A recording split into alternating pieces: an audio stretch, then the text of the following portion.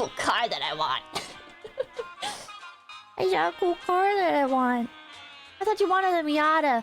No, I do want a Miata, but this is like practical. Too modern and new age, but it's a BMW powertrain and transmission, so the gear selector goes along with it. Now, the other thing you'll notice in here is a dial in the center and various buttons that help you control the infotainment system. So let's talk about the infotainment system, which is rather unusual, mostly because the left side of the infotainment screen shows what you would normally expect to see in a gauge cluster. In other words, your speed is printed there, your odometer reading, your current fuel level, it's all printed on the left side of the central infotainment screen. And that's because the Grenadier does not have a traditional gauge cluster behind the steering wheel. I don't want one of these anymore.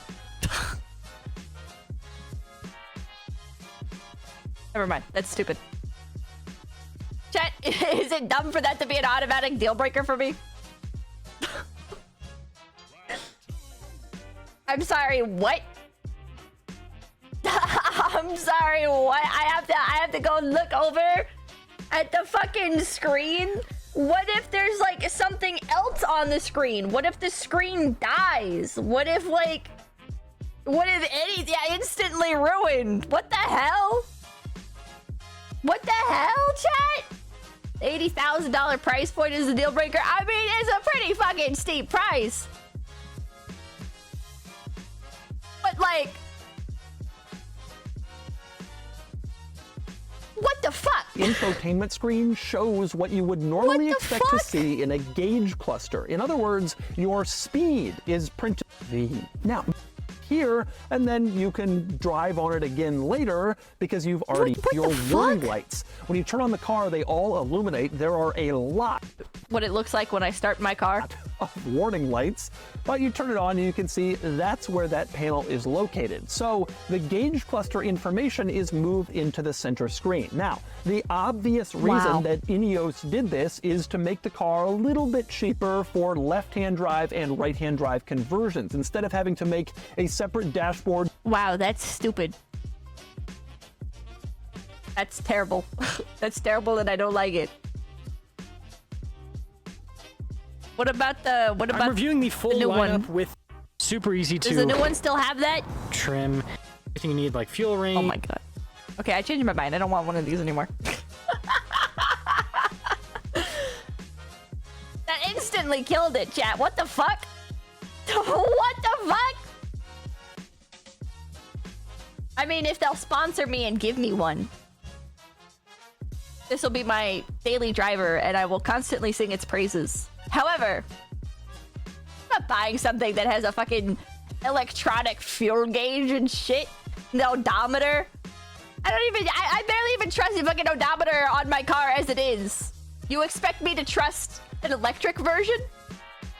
Bro, my car's Bluetooth will say it's connected and then it just straight up won't be. And then the whole thing will freeze and I'll have to turn the car off and then back on to make the screen work. You think I'm gonna trust my odometer to be on that bitch? Binary Ghost, thank you for the 10! Or speedometer. Like, what the fuck, dude? What the fuck? Why? Why? Why? I hate screens and vehicles. Dials are peak tech. Yeah, that's like... Why would you design a vehicle that's like a bunch of buttons and switches, which is obviously going to appeal to people that don't want the screen? And then you put all of the important information you need while driving on a screen! What? Are you insane? Are you insane? Uncle Bongo, think you on the bright side, at least you won't be poor. True. I don't understand. If your screen dies, you just have to guess your speed, yeah. If your screen dies, I don't know, just fucking guess, bro. How fast is everybody else going? When the officer pulls you over, do you know how fast you were going? No, officer, my screen died and now I can't see how fast I'm going anymore. But I was going with the flow of traffic. Well, that's not an excuse. What the Absolutely, I don't know, officer. What? You think normal gauges can't die?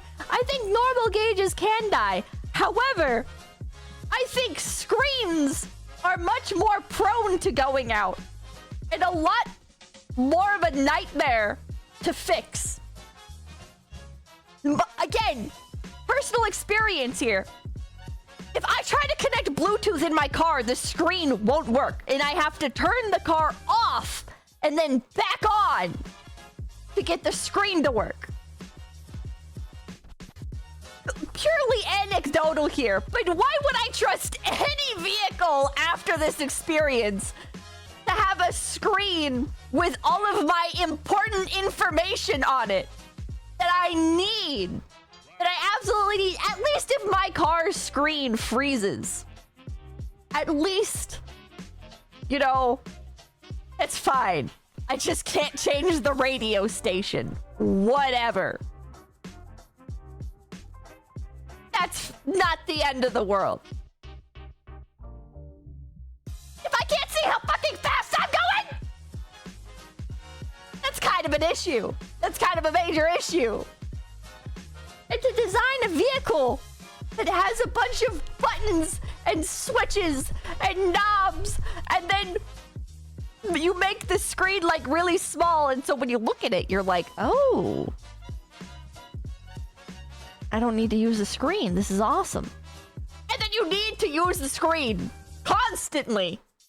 Okay.